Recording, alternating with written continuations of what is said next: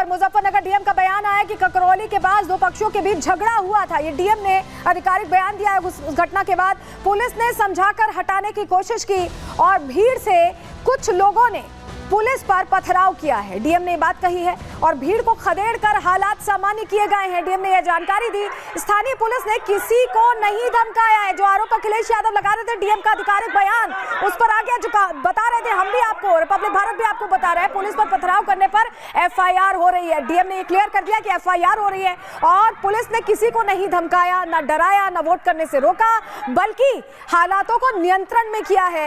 ये डीएम की तरफ से अब आधिकारिक बयान आ गया है। यानी जो बात हम आपको बता रहे थे कि अखिलेश यादव ने आधा वीडियो ट्वीट किया, आधी कहानी परोसी और उसकी पूरी पिक्चर क्या है ये हमने भी आपको बताई और उस पर अब देखिए आधिकारिक बयान भी आ गया है। डीएम की तरफ से भीड़ को खदेड़ा गया है और हालातों को सामान्य किया गया है। ये जानकारी हम आपके सामने रख रहे हैं और आपके लिए जानकारी जानना जरूरी इसीलिए है क्योंकि आधा नैरेटिव यहाँ पर पेश किया जा रहा है और चुनावी दिन पेश किया जा रहा है। यह अपने आप में बड़ी बात है।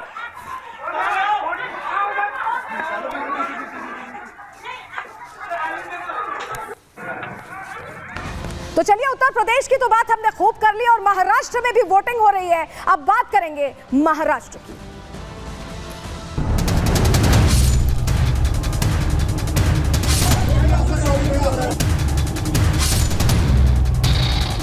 सुप्रिया सुले जी कांग्रेस पार्टी के अध्यक्ष नाना पटोले जी, उनके द्वारा लगभग 235 करोड़ रुपए के घोटाले, गबन और इस चुनाव में खर्चे का पूरा ब्यौरा सामने आता है।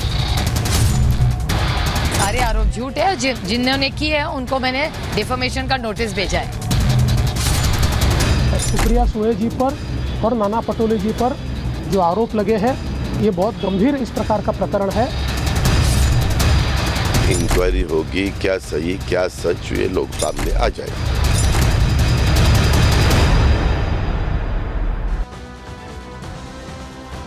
तो महाराष्ट्र में देखिए दो चीजें आपने सुनी होंगी। वोट जिहाद आपने सुना होगा, धर्म युद्ध आपने सुना होगा, नारों का शोर सुना होगा, शब्द बाढ़ सुने होंगे। लेकिन आखिरी दिन यानी कल का जो दिन था उस दिन इतना एक्शन रहा क्योंकि दो मुद्दे चर्चा में आ गए। यहाँ पर पहले कैश कांड, नोट के बदले वोट की चर्चा हुई, दिन भर तो उस पर चर्चा होती रही और उसके बाद बिटकॉइन बम फूट गया। जिसके बाद ये जो चार शब्द हैं, एक वोट जिहाद, धर्म युद्ध, बिटकॉइन और कैश कांड, इन्हीं पर दिन भर चर्चा होती रही, आज भी चर्चा होती रही। क्यों हम ऐसा कह रहे हैं? देखिए, आप समझिए, ये जो पूरी घटनाएं हैं ये चुनावों पर बहुत असर डालती हैं और ठीक एक दिन पहले ऐसा होना क्या वोटर्स के दिमाग में ये कहीं रह गया होगा आज वोटिंग करते हुए? देखिए, ये जो दो घटनाएं हुई, चाहे बीजेपी को लेकर आरोप विपक्ष की तरफ से लगाया गया कि कैश कांड किया गया, नोट बांटे गए हैं वोट के बदले, चाहे बिटकॉइन बम सामने आया, बीजेपी ने आरोप लगाया महाविकास अघाड़ी पर, दो चेहरे दो किरदार सामने आए, उसमें नाना पटोले और सुप्रिया सुले, और दोनों ही चीजों में एक चीज कॉमन दिखी, वो था कैश को लेकर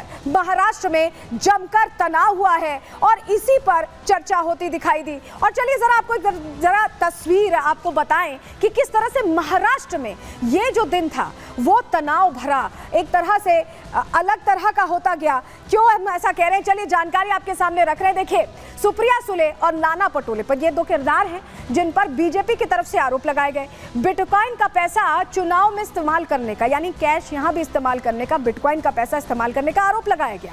पूर्व आईपीएस अधिकारी हैं रविनाथ पाटिल जिन्होंने आरोप लगाया और उसके बाद सनसनी फैल गई। रातों रात ये खबर आती है और सनसनी फैल जाती है। दोनों नेताओं ने 2018 में बिटकॉइन की हेराफेरी की और उससे जो पैसा मिला, आरोप ये लगाया गया कि उससे जो पैसा मिला उसका इस्तेमाल इस विधानसभा चुनाव में जमकर इन दोनों नेताओं की तरफ से किया गया। बाकायदा इसको लेकर 4 ऑडियोज भी यहां पर जारी किए गए।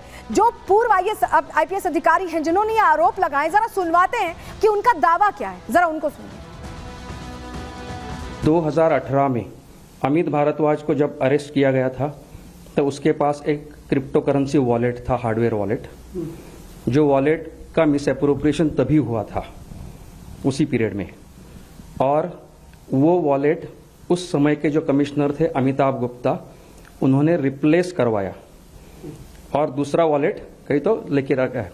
उसी केस में हम लोगों को अरेस्ट हुई, लेकिन रियल परपिट्रेटर्स या उसके जो असली उस गुनेगार जो है वो अमिताभ गुप्ता और उनकी टीम थी, भाग्यश्री नवटाके और अमिताभ गुप्ता, 2 आईपीएस अफसर का नाम उसने स्पेसिफिकली लिया। लेकिन तभी भी मैंने भरोसा नहीं किया। उसने बाद में बोला कि ये पैसा जो है बिटकॉइन का, ये गौरव मेहता कह रहा है, और उसने ये कहा कि ये पैसा जो है बाद में महाराष्ट्र के लोकसभा इलेक्शन में फंडिंग के लिए इस्तेमाल हुआ। आपने पूर्व आईपीएस अधिकारी को सुन लिया जिन्होंने शिकायत की, और उसके बाद सुप्रिया सुले ने भी इस पर एक्शन लिया है। जरा तस्वीर दिखाते हैं उस शिकायती पत्र की जो उनकी तरफ से लिखा गया है इलेक्शन कमीशन को। ये देखिए, ये इलेक्शन कमीशन को पत्र लिखा है सुप्रिया सुले ने और मांग की है कि जो ये आईपीएस अधिकारी रह चुके हैं जिन्होंने ये आरोप लगाया है उन पर कार्रवाई की जाए। इसकी मांग को लेकर ये पत्र लिखा गया है। लेकिन इसके बाद सुधांशु त्रिवेदी ने भी कई सवाल पूछे। बीजेपी सवाल पूछ रही है और कह रही है कि क्या सिर्फ यही दो किरदार है या कोई बड़े चेहरे, बिग पीपल इसके पीछे हैं? सुनिए जरा। इसमें जो बिग पीपल वर्ल्ड कहा जा रहा है, जो सबसे गंभीर बात है कि मुझसे इसमें बड़े लोग इन्वॉल्व हैं। यदि दावा है कि ये प्रदेश अध्यक्ष नाना पटोले जी की आवाज है, यदि यह दावा है कि सुप्रिया सुले जी की आवाज है, तो वो लोग जिनको बड़े लोग कह रहे हैं वो बड़े लोग कौन है? इस बारे में कांग्रेस पार्टी और महाविकास आघाड़ी को साफ जवाब देना चाहिए। वो ये बताएं कि जो इस वीडियो क्लिप में और ऑडियो क्लिप में दिखाई पड़ रहा है, क्या कांग्रेस पार्टी अथवा उनके किसी भी नेता जो यहां पर नाना पटोले जी और सुप्रिया सुले जी के बारे में दावा किया गया है, क्या वो बिटकॉइन के किसी भी ट्रांजैक्शन में इन्वॉल्व हैं या नहीं? और यदि हैं तो वो लीगल ट्रांजैक्शन है या वो इलीगल ट्रांजैक्शन में भी इन्वॉल्व है? तो देखिए, बीजेपी ने प्रेस कॉन्फ्रेंस की और ये कहा कि 5 सवाल हैं। इन 5 सवालों का जवाब यहां पर जरूरी है जो कि सुप्रिया सुले को देना चाहिए। क्या सवाल है? क्या नाना पटोले और सुप्रिया सुले बिटकॉइन कारोबार में शामिल थे? ये पहला सवाल। दूसरा सवाल, क्या डीलर ने गौरव मेहता और अमिताभ गुप्ता को संपर्क किया था, उनसे संपर्क साधा गया था? क्या कॉल रिकॉर्ड्स में आवाज सुप्रिया सुले की है या नहीं? क्योंकि सुप्रिया सुले तो कह रही है कि उनकी आवाज नहीं है। क्या ये चैट सुप्रिया सुले के हैं या नहीं? बीजेपी ये भी पूछ रही है। और ये भी पूछ रही है कि ऑडियो में जो बिग पीपल बोला गया है, शब्द आया बिग पीपल, वो बड़े लोग आखिर कौन हैं? ये सवाल भी पूछा गया। ये 5 सवाल यहाँ पूछे गए हैं और इसको लेकर सुप्रिया सुले से कहा गया है कि आप किसी मंच पर आएं और इसका जवाब दें। लेकिन आपको बताते हैं, बीजेपी के आरोपों पर सुप्रिया सुले ने जवाब दिया है। उन्होंने ट्विटर के जरिए ट्वीट करके जवाब दिया। चलिए तस्वीर आपके सामने रख रहे हैं और ये कह रही हैं सुप्रिया सुले कि I deny all the allegations, यानी मैं सभी आरोपों से इनकार कर रही हूं। सुधांशु त्रिवेदी के जो आरोप हैं उन्हें निराधार बताया और ये भी कहा है कि आप चाहें तो मेरे से सवाल पूछ सकते हैं, किसी भी मंच पर बुला सकते हैं। तमाम बातें ये कही गई है। मानहानि नोटिस देने की बात भी इस ट्वीट में की गई है सुप्रिया सुले की तरफ से। जब प्रश्न पूछे गए भारतीय जनता पार्टी की तरफ से तो उन्होंने कहा कि बीजेपी किसी भी जगह और समय तय कर ले, किसी भी पब्लिक फोरम पर वो आने को तैयार है।